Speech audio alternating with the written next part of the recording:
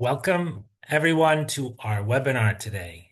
It's exciting to cover the topic of sustainable finance and sustainable finance regulation in 2026. And particularly, we're going to cover what's changing, what isn't.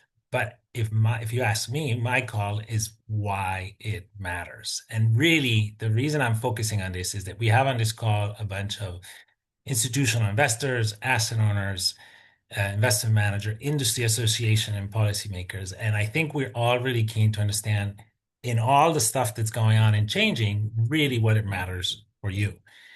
And so I really want to start thanking for the many questions we got before the webinar. We're going to use these, and we have used these in designing the questions for our speakers today.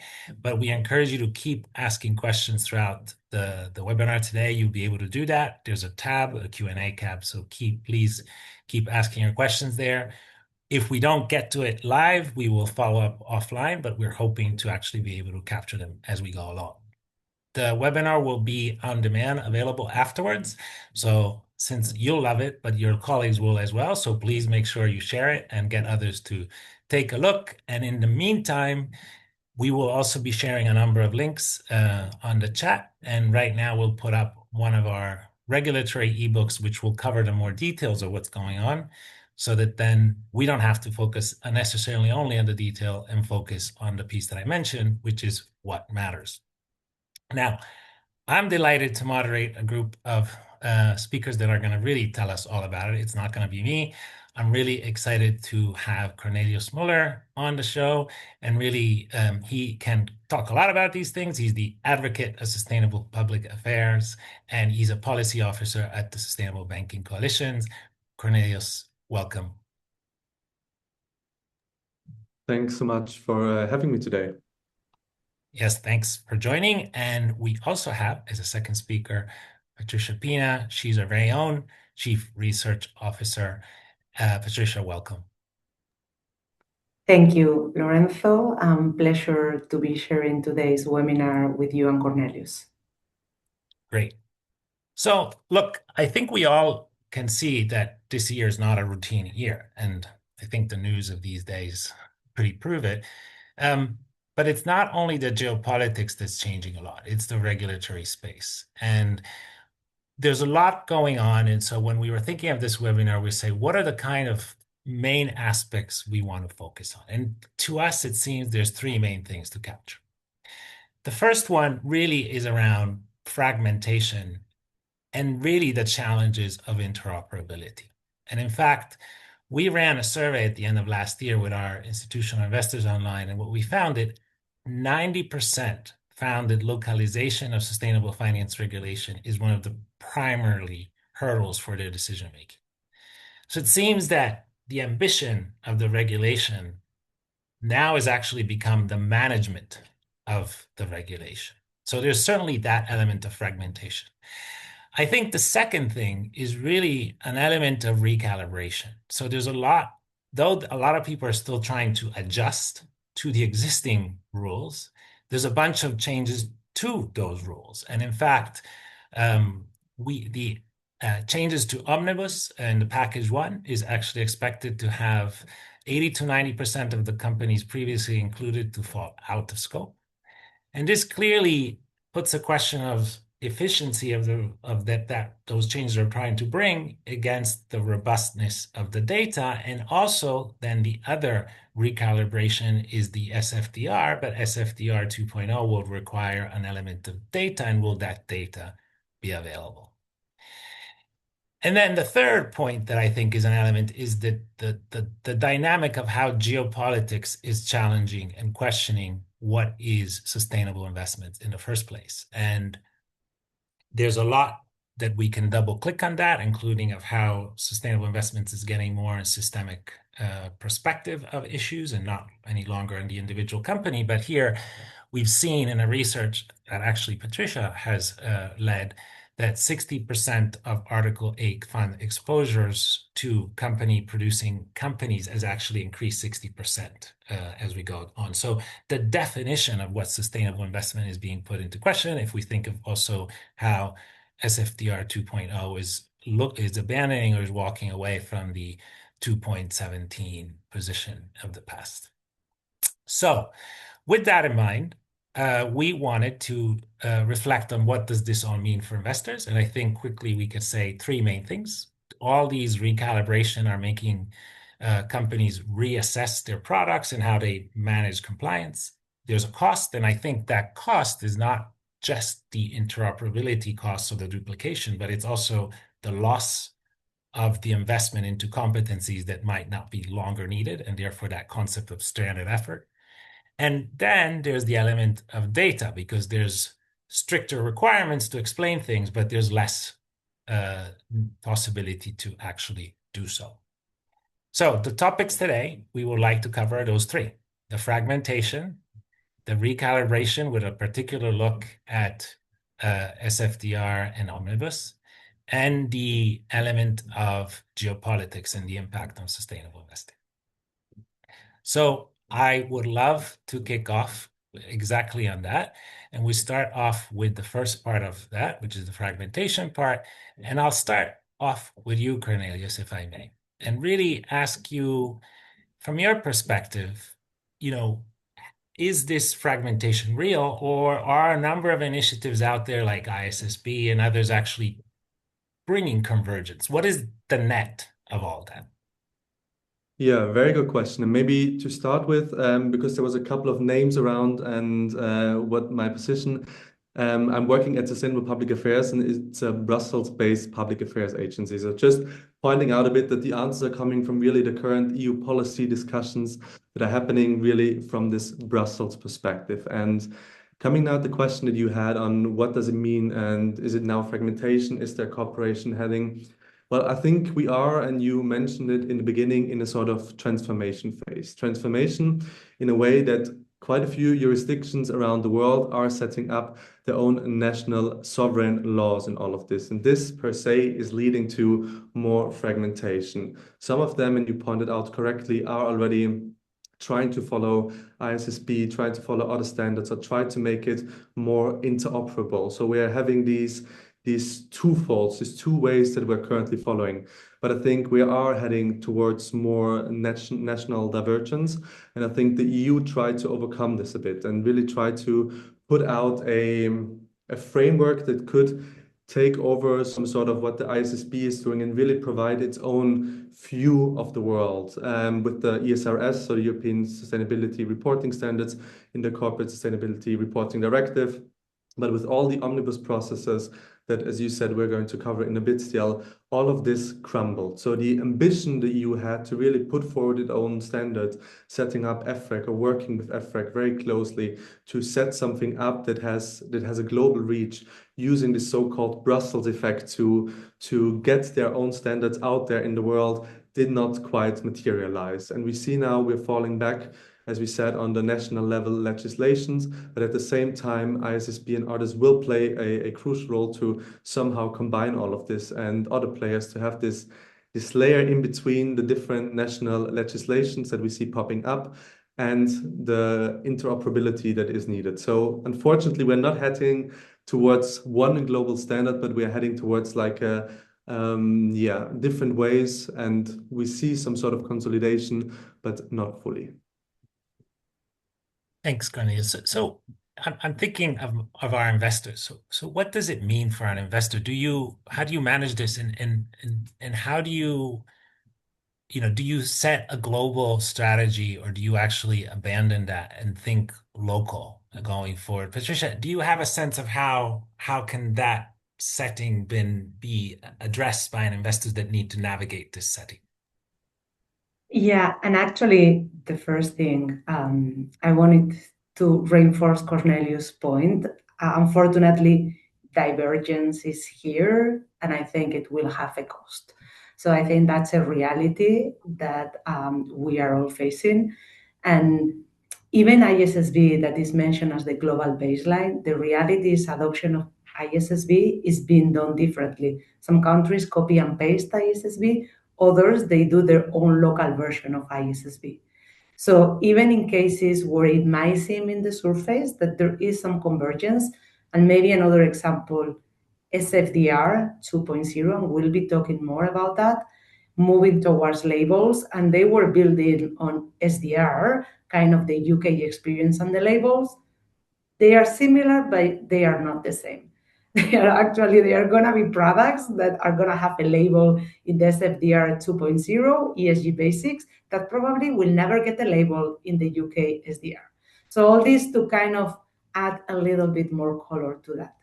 So what does this mean? So actually, I think it is super important to map these differences and these discontinuities, and then kind of automate your workflows as much as possible so that you navigate those discontinuities as smoothly as possible. And I think those transitions on discontinuities or fragmentation can be at different levels. So I think it is important that you think about those workflows at those different levels. So there is one piece, and we are talking about data disclosure, so disclosure frameworks. How much data, what data are you going to have, and whether the data that you are getting from different jurisdictions it's comparable, or how you can put it, how can you compare apples to apples. So I think there is a piece on that.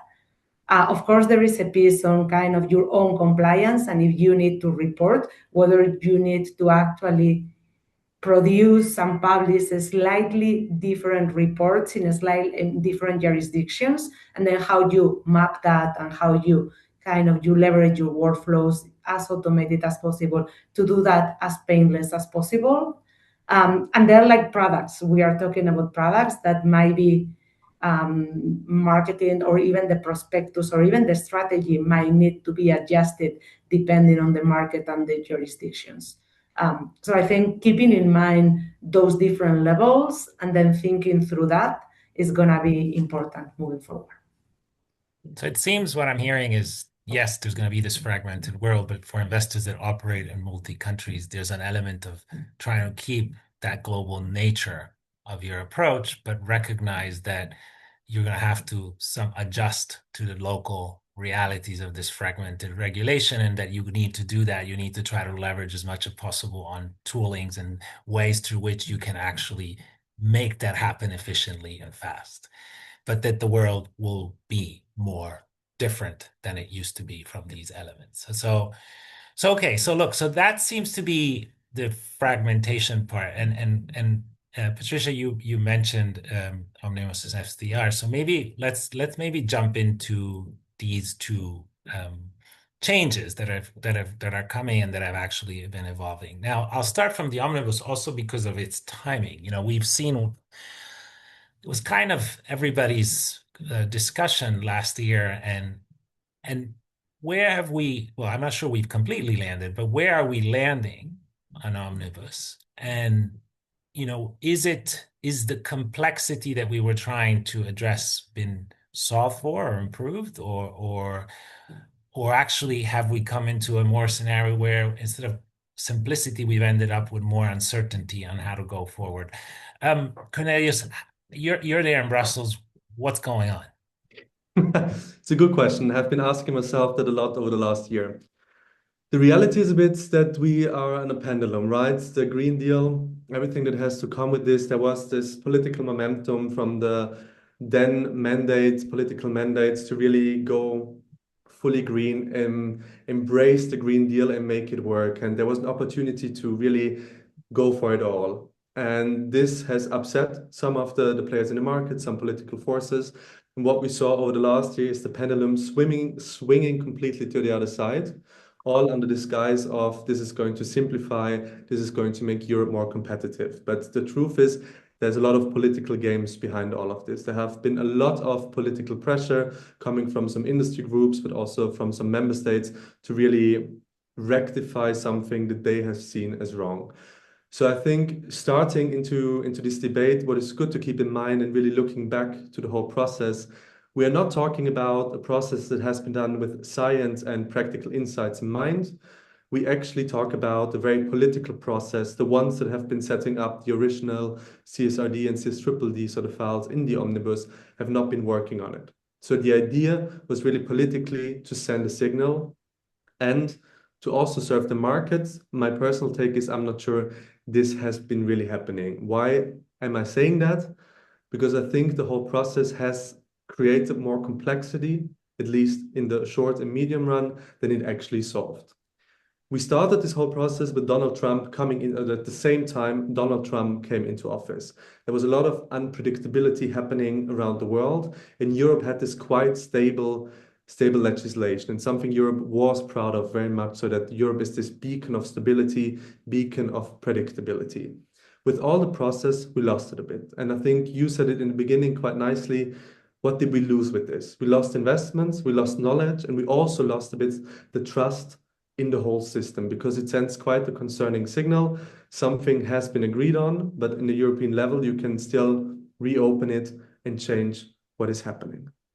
As I said at the beginning, this all has been done under the disguise of simplification and guided by the Draghi and Letta reports. So two by now quite famous reports by former Italian prime ministers laying out how a competitive Europe and a strong single market could look like. The reality was the Commission especially has been cherry picking what has been said in there and really putting it out. We are going to change CSRD, CS-triple-D, as we saw in the beginning, exclude 80 to 90% of the companies. And from one moment to the other, we have a competitive Europe again. The truth is that is not quite the reality. It is way more complex, and it might be a small part of it, but it has been sold here in Brussels as the silver bullet solving all of this. So looking at the whole debate, I don't think it has helped. And I think it rather has a negative outcome, at least in the short and medium run, because it increased uncertainty, it really delayed investments, it limited really the proper competitiveness debate based on science and feedback from the market, and it really reduced data availability. And this is something that is still very crucial, and we will see the impact of this further down the road. So Brussels has kind of made a bit of a mess if I read through the lines of what you're saying. What does an investor do about that? And you know, I'm going to read actually one of the. Let's start from the company's perspective. There's an audience question that came in that said, how might large companies in scope of the revised CSRD best manage data collection from suppliers and customers now out of scope of CSD reporting? Now, if we take Cornelius' point, Patricia, that the idea was simplification, but it was still to stick, I believe, to the objective of the Green Deal. A company that operates in the European market, how does it respond? Yeah. And so definitely now what we were expecting it would happen, or we thought we were heading towards, has changed already 1 year, 2 years ago. So I think we need to become more creative. So there are, for a company and suppliers specifically, or gathering data on the value chain, I think there is a part on primary data, which is actually the data they collect firsthand. I think there is a piece on what the data you are collecting. I think I would recommend that companies leverage the voluntary SME standards from ESRS. I think that's going to become the de facto standard, and it's a cap, and it doesn't include many metrics, but I think like standardizing and leveraging that standard in your questionnaires for primary data collection is going to be important. And I think second is also becoming more, I would say, more conscious or more strategic on where you do those deep dives and where you actually do your due diligence. So kind of really embedding risk-based due diligence on your operations. So based on the information that you already have, maybe in your value chain, your suppliers, where are they operating, what economic activities, what do you know about those contexts, the regulatory frameworks they are exposed to, the risk that those regions or those sectors are exposed to. So take into account that. And that's information that exists out there to really start to prioritize and then do that data collection and that due diligence risk-based.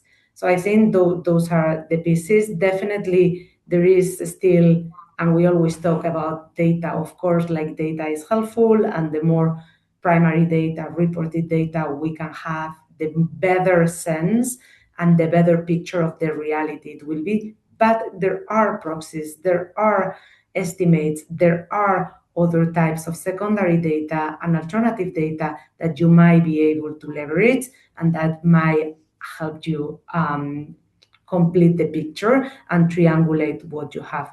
Of course, you also have, I would recommend, have legal harbors in regulations, you have like market initiatives that are being created linked to data collection. So be part of those and leverage those. Yes, but I mean, we got another question that is potentially, and this time is from an investor perspective side, that is saying, with less data in the market following the omnibus and value change cap, how feasible is climate target setting and monitoring? I mean, you're covering a little bit of the data story there in your response, Patricia, but do you really believe that this can solve the investor conundrum? Yeah, so I guess we discuss a lot about data. I always say data is not going to be perfect and we can continue. And the better data we have, of course, I think we can all agree that ideally we want perfect data. I think we have enough data to make progress. I would not, or I always say that I don't think data should be an excuse for us not to do anything or not to make progress. So yes, I do think that. And actually, so on target specifically, so maybe you don't need to have the exact emission value to understand whether a company is making progress or not towards decarbonizing. I mean, there is something about the products and services, about the technology. So there could be other data points or other indications that they are going to help you understand whether a company is making progress or not. So I do think that's a reality, and we do have other alternative sources of data. There exist emissions inventories at the asset level based on the alternative data. So we do have those resources. The other piece that I think it's important to keep in mind, and specifically on these questions on targets, is that data, I mean, there is uncertainty in the world and data has uncertainty, whether you have it or not. There is like it comes with a certain level of uncertainty. So I do think it is important to recognize that.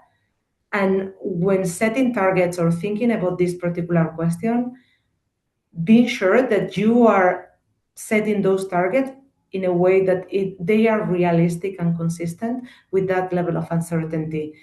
And uncertainty is not only linked to data. So climate modeling has uncertainty. So we live with uncertainty surrounding us. That doesn't stop us from making decisions of making progress. You just need to actually be aware of that, reflect on that, and take it into account when making your decisions.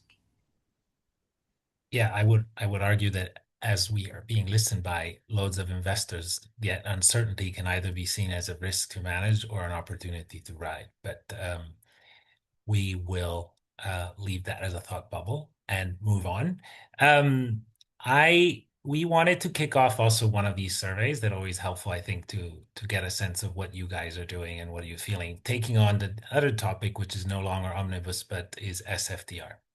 And really trying to get a sense from you is how is your organization looking at this? I mean, obviously SFDR 2.0 is not going to be implemented this year, but things are kicking off. And so I know a number of investors and speaking to them that they're starting to actually reflect and see what they might want to do. So of these options, which one better represents the way you or the majority of the players you work with, if you're not an investor yourself, are looking at this? So is it, adapting the products already now? Is it running scenarios to get prepared? Is more like wait and see. We don't know if how it's going to really look like, so we don't want to move, or starting to see what's out there in the market, or just not something you're thinking about right now. So I'm going to let that flow, and our great colleagues in the background that are running this can just press the button when they think that it's ready to go and get a decent answer. In the meantime, maybe I'm gonna get a sense, Cornelius, if you had to guess, I'm gonna kind of put you on the spot here. Where are people going on this one? You know, where do you feel the market is? That's a very good question. I can answer it from this Brussels perspective. Seeing here is that the market or the reactions we see to the SFDR 2.0 proposal are quite positive. Therefore, I'd say it's more on the might be wait and see in running scenarios also because we are quite early in the policy making process. And to be honest and to be fair, looking at all the sustainable finance agenda, this SFDR 2.0 review is the smoothest that I have seen in yeah since basically this new mandate started, at least on the policymaker perspective. So I'm, to be honest, also curious to see here if understanding what is happening in Brussels is now also translating to the people in the room and the investors and asset managers. So curious to see. Good. And there you go. It is, I'm telling you, you scored. It is a wait and see. Thanks, Cornelius, for giving it a go. So yeah, it seems like most are taking, their time to assess, what this going to look like as the regulation settles. Maybe I'll follow up with you, Cornelius. It's a wait and see, but given what you've seen, what really is the material change? What are these players that are sitting there and holding off going to have to actually mostly face once things are going to land? Yeah. Thanks for the question. And I think trying to have a reminder for everyone in the room, where do we actually stand with all of this? Because Brussels sometimes can seem like this very unknown and quite far away process, but I think Brussels is actually quite transparent. So I'm trying to make this point here as well. What we see now is we have this commission proposal. So we have the first step. The commission did its homework, sat down with a lot of industry, gathered a lot of input, and really started with it. What we see is, at least from the reactions we get, quite the balanced product. We get this reaction from the market, we get this reaction also from the parliament and from member states, which is quite unusual to really see that everybody is sort of happy and sort of unhappy, which for Brussels is very, very positive. And seeing that some of them are not adapting yet, I understand this, but I also see the wait and see and really testing providers is, I think, the right thing to do now, because we still have all the discussions coming up and quite a few things can change. But, and that's the core of your questions, we already know what is going to change, or we already have an idea of what is going to change dramatically. The first one is the Commission really took up, and we saw from Patricia in the beginning, the reference to the UK system. What we see now is we're moving from this articles that somehow has been used as categories, from this mix to proper categories. So we're moving from Article 8, Article 9 funds to ESG basics, transition, and a sustainable category. All of these categories are quite clearly defined with positive criteria in a way what they need. All of them need to have 70% of the assets really counting towards their goal. And we have also inclusions. On top of that, we see also a so-called impact category. So really a chance on impact framework, a chance to recognize impact within the funds. That's the first big one. The second one, as I just tried to mention, we really have clear thresholds and safeguards. We have 70% across all categories. This is still a bit of a debate. Some say it should be higher at around 80%. Very few say it should be lower. That need to contribute to the specific objective of this fund. So really being very clear of what the fund itself should do, and also having really clear exclusions. To be honest, some of them might be up for political gambling. So if you say and see some exclusion in one and not in the other, Politically, this is something that's quite easy to change and can have quite significant impact. So looking ahead, keep an eye out on what these exclusion categories or these exclusions say across categories. And then the last and third point that I would like to make for now as what to keep an eye on is the reporting. We have, in light of the whole simplification agenda, really a simplification in reporting, and most notably is entity level pie reporting has been removed from SFDR 2.0. And I'd like to quickly connect this to the CSRD discussion that we had before. So in the omnibus, we really see a focus from the policymaker on a European level to remove the availability of data on company level. To be honest, I think that is quite a difficulty. And I think, Patricia, you also mentioned it in your point, what data is available and what not. And because not only us are having these discussions, but actually policymakers as well, we see that this might change again. But really, the removal of the pie reporting on entity level, I think, is the third point that I'd like to make. And as you shared in the chat, there are quite a few more changes on the technical level, but I think I'll leave it at this for now. Fabulous. I love it, Cornelius. You've gone from policymaker bashing to policymaker praising. It clearly is a different tone to your assessment of SFDR 2.0. Patricia, you got off the hook because you didn't have to guess what people were going to answer on this one. But what would you have thought that this was going to look like? I'm kind of curious. And as you think of that, and the wait and see is the majority of people that have responded, as people move from wait and see to move, and to take things, what is their best and more efficient way to prepare as this gets closer and closer? Yeah.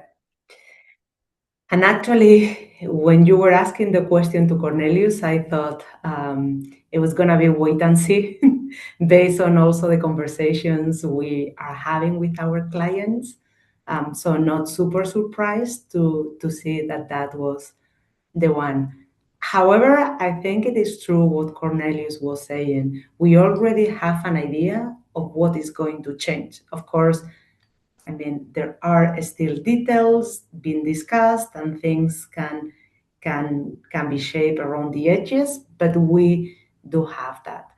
So I think my first advice is yes, wait and see, but don't leave it until the last minute. Like start start early, getting ready and at least thinking about it. You don't need to take action, but kind of already digesting and thinking about the transition and the changes that are coming. Then number two, I think it is always important that as we move towards these new changes, we actually leverage what we have already built, and we don't try to start from scratch. And we build on the systems that we had. And I think also it is always important to use compliance as an opportunity to create value for the business. So what is it that you are going to put in there, and how can you actually leverage this regulation to create additional value for you? So I think that's really important. And on that, Cornelius, I actually don't think pipes will disappear. I think there is a significant part of the market that support some light streamline reporting, pie-based reporting at product level. So I do think we are going to still see pies in the years to come. And then sorry. Go ahead, Patricia, go. No. And then I was gonna say last again, like stay tuned. Like things can change quickly, and there is a lot of movement and activity happening in Brussels, as Cornelius knows. So yes, make sure you follow developments and you stay up to date. So I was interrupting you, Patricia, because I thought it was interesting that one of the questions that's come in says, what is always interesting is how the remnants of structures and systems that will now remain from the regulatory overload of recent here can be used now where sustainability is really needed.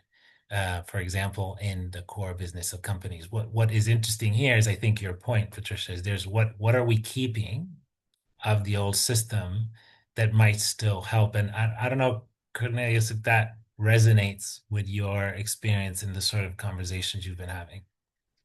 Definitely. And Patricia, I'm very happy that you pointed out that pi indicators on entity level will not disappear and that they're there, because I fully agree with you. But here I'd like to and take it a bit to a higher level, the question you just had, Lorenzo. What is it actually also the Brussels wants with all of this? Because sometimes it feels a bit in different directions. And to be honest, I think there is a bit of a paradox going on right now. Because speaking to policymakers on a European level, there's a very clear understanding that we need this data. But there's also this feeling somehow that data, also entity level data, is somehow out there and it just needs to be grabbed. So there's not always the clarity of, okay, actually what is now the directions being set in legislations have a real world impact on how data is available for different purposes. So taking a bit this perception with me and looking at it from a policymaker perspective, the paradox in Brussels is also, if you speak to policymakers, they really encourage this. And as you said, the market now has this guardrails. And coming back to the question you had, what are the remits and what is still out there? What does it help for? What is the use for it for a company? And I think it really should be seen as the very baseline. It should be seen that there is regulation going in that direction, but it should be in the guardrails of, it should be the guardrails, but not pointing out what you should do. Because you also said it should be really risk focused and it should be a risk-based approach. And therefore, this entity level disclosures might be extremely helpful and extremely valuable. So I think there's this paradox in Brussels. We try to make it simpler and guard certain sizes of companies from data requests, but we're also very much aware that the data is needed. And there is this hope now for companies to really find a way across the supply chains in their investments to work together with the people, with their stakeholders, to really get useful data and make sure that the legislation is implemented in a forward-looking manner. Not just this is the baseline, we stick to it, but actually, okay, we have now legal stability, but what do we actually need and what do we actually want to do with it? And I really hope and encourage the companies in this call and investors to really take up this role and try to move into this forward-looking perspective. Thanks, Cornelius. Look, I'm going to throw in our second poll. I think it perfectly timed. And that is really around how are we addressing sustainability data gaps? So they're there. As you mentioned, the regulator is potentially underestimating the impact of this. How are you addressing sustainability data gaps? I'm going to now trick Patricia into guessing this question. And what do you think people are going to actually respond to this one? And as you think about that, again, I'm going to encourage our great colleagues in the background to hold off to allow Patricia to respond and then to share the results.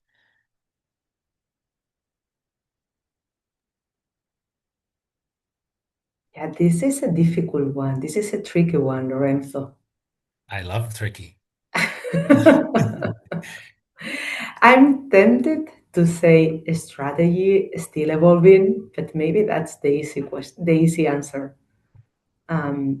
So definitely, I think people, and based on conversations we are having, people are thinking more about estimates, internal estimates, third-party data. I think those two come up a lot in conversations, but I also think a significant part of the market is still thinking through this question and developing and crafting their strategy. And before maybe we share the answers, Cornelius, any thought of where you would expect this to land? It's very boring, but I tend to agree. I also Okay, would say strategy is still evolving, but I also see third-party data and estimates having, yeah. amazing. So can we see the results? Wow, this is kind of like balanced outcome. Interestingly enough, the more third-party data is coming out through, so more of it. But again, I think a lot of different players come in. There's a decent spread to that. So obviously we didn't perfectly guess it this time, like last time. So maybe Patricia, I'll I'll ask you, given what's people's response and what your experience is, how do we encourage resolving these data gaps? So I don't think there is a silver bullet, and I think the response kind of shows that we are going to have to do a little bit of everything or a little bit of many different things. So I think definitely I mentioned before proxies, estimates, alternative Yeah. data can play a role. I mean, it can be primary, like it can be internal, it can be third-party data. I think I mentioned before also on that kind of what you already have. How can you use it to kind of prioritize and start to understand risk and maybe opportunities, as you were saying. Yeah. So yeah, unfortunately, I think that's where we are, and but I want to kind of emphasize that I think we do have data. We do have significant and more. I mean, we are living in an age where it is becoming more and more like data is becoming more and more accessible. So let's use of that. Let's make use of that, and and be creative and triangulate different sources, different models, and different types of data. Great. Look, since Cornelius talked about forward-looking thinking, I'm going to try to make us start looking forward. And I'm going to take one last audience question before we move to the third bucket, which is someone asked, what is your anticipated allocation among the three newly introduced product classification? And I know, Patricia, you've been thinking of this. So where might that be going? Well, I wish I had a crystal ball. No, seriously. Um, so I think one of the questions or we have been looking at, and Cornelius mentioned it, is the exclusions. Like he walked us through the three labels, and these labels have a contribution, but they also come with certain set of exclusions. And actually, those exclusions can make a significant difference. So actually, when we look at the products that currently are classified as Article 8 and 9, there is a significant portion of those that would not comply with those exclusions, which means that they would not qualify for a label and as they are defined today. And actually, that percentage can be as high as 50%. Of course, Article 8 more, but even in Article 9, we do see products that do not make the cut of those exclusions. So I think that's relevant. Then Article 8, I think majority of them would be classified as ESG basics. I think we have been discussing for the past years how Article 8 became a catch-all category where you have many different things and some of them really light on sustainability. I think a lot of that are going to go into ESG basics. And then the other two are going to be the minority of the products. Great. And it seems to me that Cornelius is looking this through the same crystal ball. He was nodding a lot. So unless you see something different, Cornelius, no? Okay, I'm so I'm gonna block third sections of the chat as we start getting towards the end is really the question around the role of geopolitics and sustainable investing. And maybe I'll start with a simple question, which is sustainable investing definition going faster than regulators can stay on top of it? And what's the implication for that in Brussels? Cornelius. Very good question. Thanks. I would definitely say the discourse is going faster than regulation. I'm not so sure. I would say policymakers are quite in the mix of having this discussion, also steering it.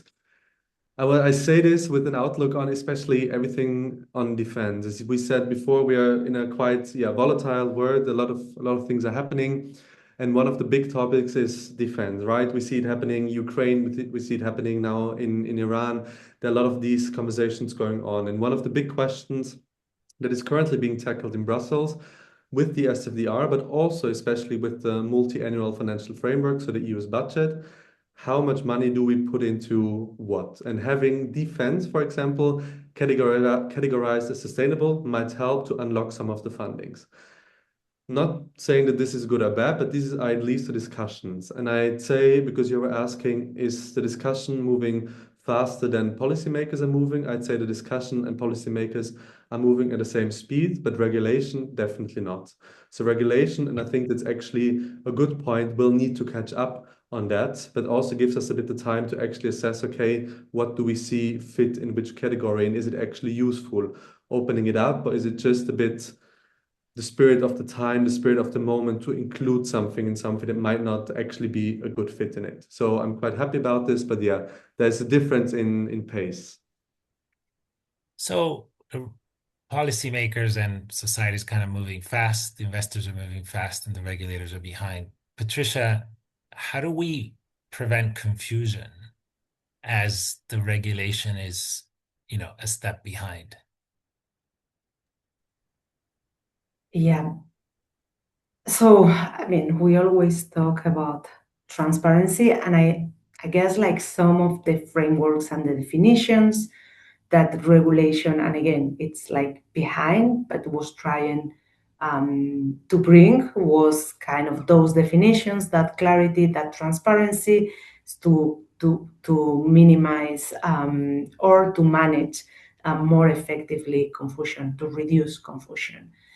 So I think, as Cornelius is saying, unfortunately, well, first, I do think there are different perspectives. There are evolving perspectives in all this in this topic.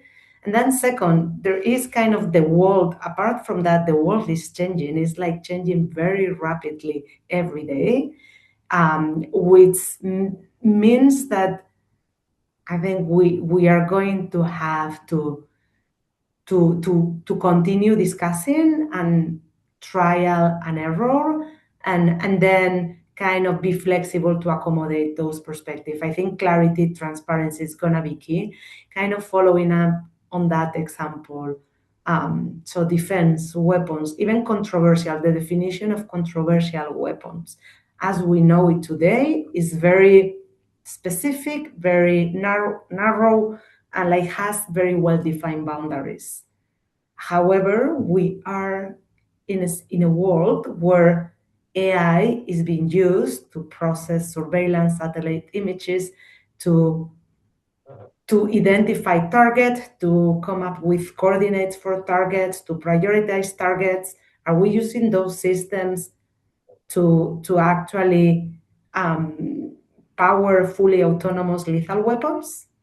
Is that a controversial weapon? Is that under definition? I think there are some very fundamental and critical questions that are just emerging these days, and we are going to have to answer and to engage with them. Fantastic. Look, we're running out of time and I want to stick to our timeline. So I'm thanking both of you for the time we've spent. I think we've covered the three topics well. And I just wanted to share some material that I think the listeners might find useful, especially given the conversation we had today, in particular the first one, which is kind of like this mapping of 27 global regulation. It's really a really good perspective of what's going on globally. There's SFDR, which there's two things. There's this note that can give you a sense of some of the things we covered today, as well as there's a SFDR 2.0 check where you basically can test your fund under the new EC rules proposal, which I think is great if you want to start moving from wait and see to actually start taking small steps to actually see what's going on. And on the defense topic, which we clearly started touching and which has lots of open question, we had our podcast, Sustainability Wired, which had Dan Neal, an expert and actually someone that used to work in defense and now is actually working on human rights, and bringing those two expertise together and ask ourselves the question, if can defense ever be a responsible investment? So our colleagues have shared in the panel a few of links of the material. You will also then be able to get, when we send a replay of this webinar, those links again. And in the meantime, just keep an eye also that we're about to launch a couple of new series on AI and sustainable investments, which might be of interest to you. And beyond that, thank you again, Patricia and Cornelius, for your fab insights. And see you all on the next time.